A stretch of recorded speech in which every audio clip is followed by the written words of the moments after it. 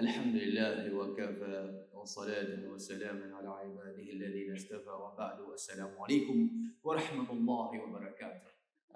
Mga minamahal kong kapatid magulang sa pananampalatayang Islam, may napakagandang topiko na kung saan ay mapupulutan natin ng aral. ثلاثة أعمال أجرهم على الله. ثلاثة أعمال, tatlong mga gawain, ang reward neto ay magbibigay ay walang iba kundi ang dakilang tagapaglikha. Siya mismo magbibigay ng gantimpala reward sa mga tao na yan pag ginawa ang tatlong bagay na yan. Ang una, al-afu, ang pagpapatawad.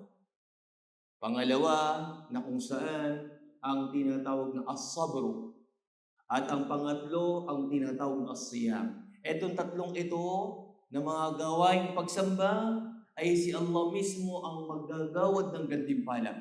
Tulad na lamang ang al-afu alinnas, pagpapatawad sa tao. Mga kapatid mo, subhanallah, ang pagpapatawad ay hindi kahinaan. Bagkus yan ay kalakasan ng iyong iman, ng iyong pananampalataya. Sinabi nga ni Allah mula sa banal na Quran, فَمَنْ عَفَى وَأَصْلَهَا فَأَجْرُهُ عَلَى اللَّهِ.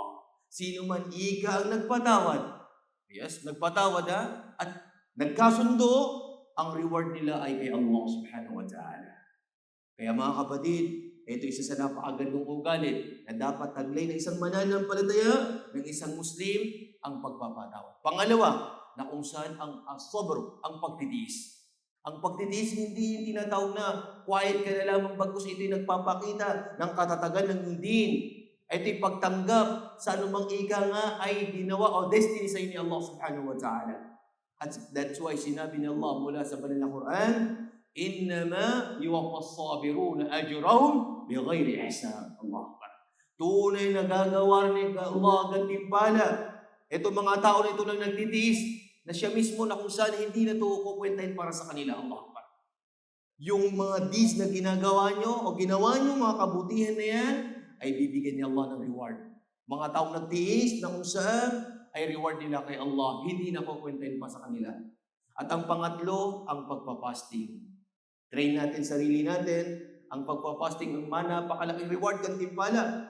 Sa isang hadith al-Qudsi na binanggit, kullu amal ibni Adam lah illa as-sawm fa innahu li wa ana ajzi bih. Lahat ng gawain ng anak ni Adam ay sa kanya, except sabi niya sa pagpapasting, sapagkat ako sabi ni Allah ang magbibigay ng gantimpala sa mga tao na yan. Allah. Tingin reward, gantimpala mga kapatid, mga magulang.